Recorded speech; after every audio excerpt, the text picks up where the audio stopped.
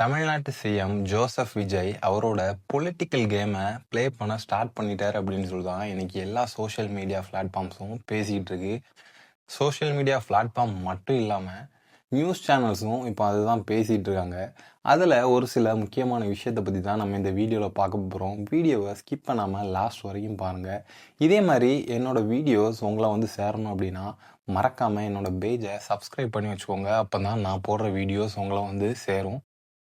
வாங்க இப்போ வீடியோக்குள்ளே போகலாம். விஜய் அவரோட பொலிட்டிக்கல் கேமை விளாட ஸ்டார்ட் பண்ணி ஃபஸ்ட்டு என்ன விஷயம் அவர் பண்ணியிருக்கார் அப்படின்னா, சவுக்கு சங்கர் 2024 அவர் மேலே பல வழக்குகள் அவர் மேலே போலீஸார் தரப்புல இருந்தும் இதுக்கு முன்னாடி ஆட்சி செஞ்ச கவர்மெண்ட் தரப்புல இருந்தும் போடப்பட்டிருந்தது.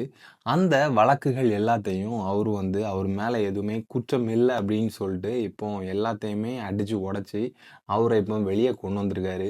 2024 போலீஸ் எதுக்காக அவரை அரெஸ்ட் பண்ணியிருந்தாங்க அப்படின்னா, போலீஸ் தரப்புல இருந்து என்ன சொல்லியிருக்காங்க அப்படின்னா, பெண்கள் மேலே தவறான ஒரு குற்றத்தை அவர் சுமத்தி அவரோட யூடியூப் பக்கத்தில் அவர் வீடியோவை பதிவு செஞ்சதா அவரை அரெஸ்ட் பண்ணியிருக்காங்க. இப்படி பல வழக்குகள் இருந்தாலும் திமுக கவர்மெண்ட்டை எதிர்த்து அவர் நிறைய வீடியோக்களை வெளியிட்டிருக்காரு. அந்த ஒரு ரீசனுக்காண்டி அவரை ரீசெண்டாக குண்டா சட்டத்தில் அரெஸ்ட் பண்ணியிருந்தாங்க. ஆனால் இப்போ அதெல்லாம் இல்லை, அவர் அப்படி எந்த ஒரு தப்பும் பண்ணலை அப்படின்னு சொல்லிட்டு விஜய் ஆட்சியில் அமர்ந்ததுக்கப்புறம் அவரை ரிலீஸ் பண்ணியிருக்கிறாங்க.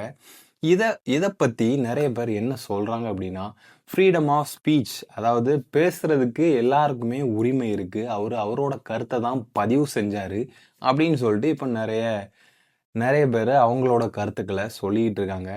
ரெண்டாவது விஷயமா எதை பற்றி பார்க்க போகிறோம் அப்படின்னா, கிட்னி திருட்டு வழக்கு. இது பல வருஷங்களாக நிலுவையிலாம் இருந்துக்கிட்டு இருக்குது. ஆனால் இந்த எலெக்ஷன் டைமில் இந்த கிட்னி வழக்கை பற்றி நிறைய வீடியோக்கள் சோஷியல் மீடியாவில் வந்தவண்ணமாக நிறைய இருந்துக்கிட்டு இருந்தது. அதுக்கு அட்வொகேட் நெல்சன் அவர் தரப்பில் அதுக்கான ப்ரூஃப் என்கிட்ட இருக்குது அப்படின்னு சொல்லிட்டும் அவர் தெரிவிச்சிருந்தார். யாரை பற்றி பேசுகிறோம் அப்படின்னு சொல்லிட்டு கண்டிப்பாக உங்களுக்கு எல்லாருக்குமே தெரிஞ்சிருக்கும். கிட்னி திருட்டு வழக்கு, அதாவது கிட்னி ஒருத்தங்கிட்ட இருந்து எடுக்கிறாங்க அப்படின்னா அது முறையான ஒரு இது இருக்குது, ப்ரொசீஜர்னு ஒன்று இருக்குது. அது இல்லாமல் அப்படி பண்ணதுனாலாம் கிட்னி திருட்டு அப்படின்னு சொல்லிட்டு ஒரு கேஸே நம்ம தமிழ்நாட்டில் வந்தது. ஒருத்தங்க கிட்னியை அவங்களே கொடுக்க முன் வர்றாங்க அப்படின்னா அதுக்கு பேர் திருட்டு இல்லை. அவங்கக்கிட்ட பேசி நல்ல விதமாக பேசி உங்களுக்கு நான் இவ்வளோ தரேன் அவ்வளோ தரேன் அப்படி இப்படின்னு சொல்லி பேசி திருடி அதை இன்னொருத்தங்களுக்கு விற்கிறாங்கல்ல, இதில் தான் நிறைய இது மேட்ரே ஒளிஞ்சிருக்குது. இப்படி நிறைய பேர் இப்போ கேஸும் கொடுத்துக்கிட்டு இருக்கிறாங்க. ஆனால் எந்த ஒரு அதிகாரப்பூர்வமான கேசஸும் இல்லாதனால யாரையும் இது வரைக்கும் அரெஸ்ட் பண்ணலை. ஆனால் டிவிகே கவர்மெண்ட் நாங்கள் இதுக்கு ஒரு முறையான நடவடிக்கை எடுப்போம், இந்த வழக்கை நாங்கள் திருப்பி விசாரிக்க சொல்லுவோம் அப்படின்னு சொல்லிட்டு இப்போ ஒரு இதை பாஸ் பண்ணியிருக்கிறாங்க.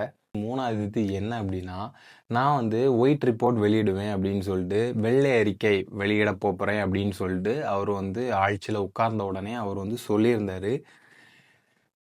இந்த ஒரு அறிவிப்பை கேட்ட உடனே பழைய கட்சிகள், அதாவது முன்னாடி ஆட்சியில் இருந்தவங்க எல்லாருக்குமே ஜெயலலிதா அம்மாவும் சொன்னாங்க நான் வெள்ளை அறிக்கையை வெளியிட போகிறேன்.